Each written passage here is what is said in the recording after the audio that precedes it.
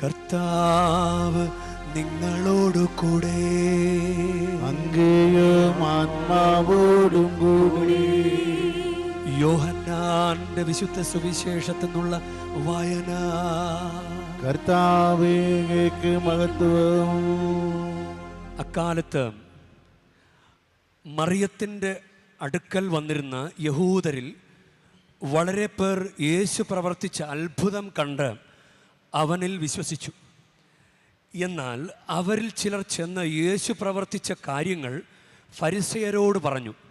അപ്പോൾ പുരോഹിത പ്രമുഖന്മാരും ഫരിസയരും ആലോചനാ സംഘം വിളിച്ചുകൂട്ടി പറഞ്ഞു, നാം എന്താണ് ചെയ്യേണ്ടത്? ഈ മനുഷ്യൻ വളരെയധികം അടയാളങ്ങൾ പ്രവർത്തിക്കുന്നല്ലോ.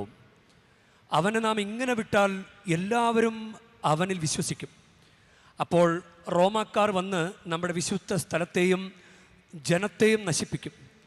അവരിൽ ഒരുവനും ആ വർഷത്തെ പ്രധാന പുരോഹിതനുമായ കയ്യഫാസ് പറഞ്ഞു, നിങ്ങൾക്ക് ഒന്നും അറിഞ്ഞുകൂടാ.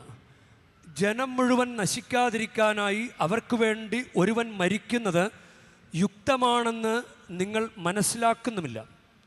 അവനിത് സ്വമേധയാ പറഞ്ഞതല്ല. പ്രത്യുത ആ വർഷത്തെ പ്രധാന പുരോഹിതൻ എന്ന നിലയിൽ ജനത്തിനു വേണ്ടി യേശു മരിക്കേണ്ടിയിരിക്കുന്നുവെന്ന് പ്രവചിക്കുകയായിരുന്നു. ജനത്തിനു വേണ്ടി മാത്രമല്ല, ചിതറിക്കിടക്കുന്ന ദൈവമക്കളെ ഒരുമിച്ച് കൂട്ടുന്നതിന് വേണ്ടിയും. അന്നു മുതൽ അവനെ വധിക്കാൻ അവർ ആലോചിച്ചു കൊണ്ടിരുന്നു. അതുകൊണ്ട് യേശു പിന്നീട് ഒരിക്കലും യഹൂദരുടെ ഇടയിൽ പരസ്യമായി സഞ്ചരിച്ചില്ല. അവൻ പോയി മരുഭൂമിക്കടുത്തുള്ള എഫ്രായിം പട്ടണത്തിൽ ശിഷ്യരോടൊത്ത് വസിച്ചു. യഹൂദരുടെ പെസഹാ തിരുനാൾ അടുത്തിരുന്നു.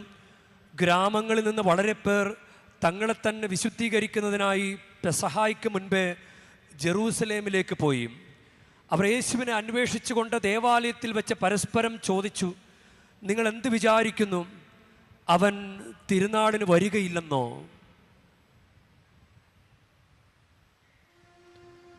കർത്താവിൻ്റെ സുവിശേഷം. ക്രിസ്തുവേ, അങ്ങേക്ക് സ്തുതി.